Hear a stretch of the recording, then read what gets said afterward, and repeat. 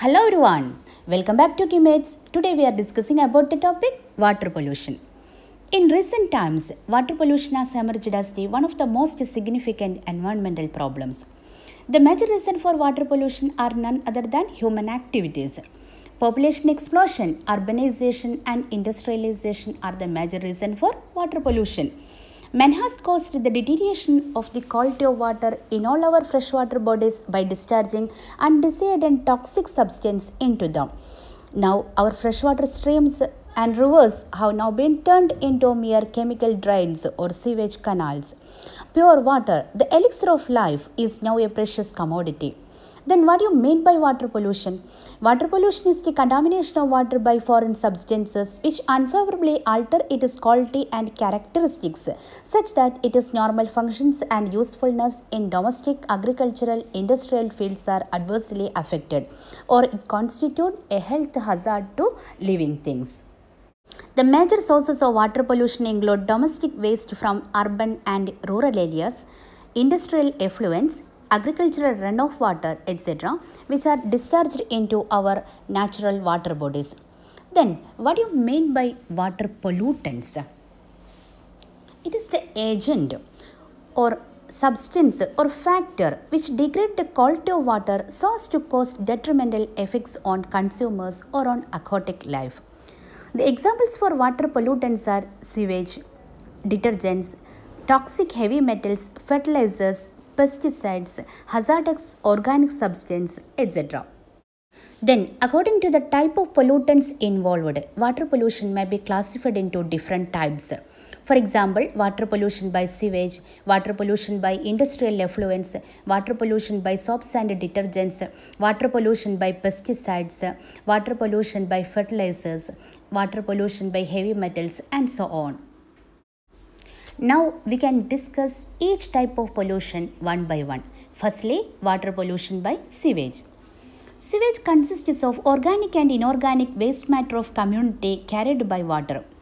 We can say that it consists of less than 1% of solid and more than 99% water. Among the solids present, 70% is usually organic material, namely proteins, carbohydrates, fats, etc.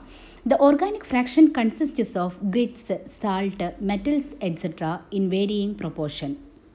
In most cases, the domestic sewage is generally discharged as such into the nearby water bodies like rivers, lakes, etc., where it can cause severe sanitary and other water pollution problems. Do you know what are the adverse effects of water pollution by sewage? Firstly, sewage induces a foul odor or stench to water, imparts color to it, and causes turbidity. It is a carrier of several pathogenic microorganisms because the sewage contains human and animal excreta. The water pollution by sewage can cause immense harm to public health by spreading diseases. For example, the typhoid, paratyphoid, cholera, polio, these are waterborne diseases. The organic pollution of water by sewage causes dissolved oxygen depletion because the microbial degradation of this organic substance consumes dissolved oxygen. This leads to fish kills. Moreover, sewage contains huge quantities of nutrients in the form of nitrogen and phosphorus. This leads to eutrophication, which favors algal growth and results in algal bloom. The process of increase in the nutrients of water, which result in a spurt in algal productivity, is called eutrophication. Eutrophication is a word coming from Greek meaning well nourished. Large amounts of dissolved oxygen gets depleted for algal biological activities and this again leads to destruction of aquatic organisms. Further, the excessive growth of algae and other aquatic weeds present an anesthetic scene and disturbs the transportational and recreational uses of water. Then, how will you control water pollution by sewage? It can be achieved to some extent by sewage treatment before discharge. It involves mainly three steps: primary treatment, secondary treatment, and tertiary treatment. The primary treatment is mainly called a physical treatment. Primary treatment removes settleable solids physically or chemically. The secondary treatment is called biological treatment. The secondary treatment using aerobic and anaerobic microorganisms removes organic matter. The tertiary treatment involves advanced biological, chemical and physical treatment and also recycling. This is all about water pollution by sewage. Now we can discuss another type of water pollution, that is water pollution by industrial effluents. The industrial effluents discharged into our freshwater bodies have the greatest potential to pollute water. The effluent may contain pollutants of all kinds ranging from simple nutrients and organic matter to complex substances and can cause serious problems. The effluents from pulp and paper mills, sugar factories, organic chemical plants, pharmaceuticals, dairies, tanneries, distilleries, etc. substantially pollute water bodies with organic matter. We have already learned that the increase of organic content of matter decreases the dissolved oxygen amount. That is, these organic materials cause the depletion of dissolved oxygen, and many of them are highly poisonous to aquatic and terrestrial living organisms including man. Another adverse effect of water pollution by industrial effluents is that the effluents from fertilizer industries release substantial quantities of nutrients into water bodies, causing eutrophication. We have already learned about eutrophication. What are the adverse effects of eutrophication? The large amount of dissolved oxygen gets depleted for algal biological activities, and this again leads to the destruction of aquatic organisms. Further, the excessive growth of algae and other aquatic weeds present in anesthetic scene and disturb the transportational and recreational uses of water. The mineral constituents render water excessively hard and make it unsuitable for domestic and industrial purposes. Again, the waste released into water from metal plating industries contain large quantities of heavy metals and cyanide. These are extremely toxic to all organisms. Similarly, the effluents from chemical factories contain acidic and alkaline compounds which make water corrosive and are thus harmful to aquatic organisms. The paper mills release effluents containing mercury compounds which are used as fungicides. These are highly poisonous and carcinogenic. The radioactive waste discharged into water from uranium plants and atomic plants cause radiation pollution. The waste from tanneries contain pathogenic bacteria like anthrax bacilli and are very harmful to all organisms. These are the major adverse effects caused by water pollution by industrial effluents. Then, how will you control water pollution by industrial effluents? In order to control water pollution from industrial effluents, it is absolutely necessary that they should be treated before discharged.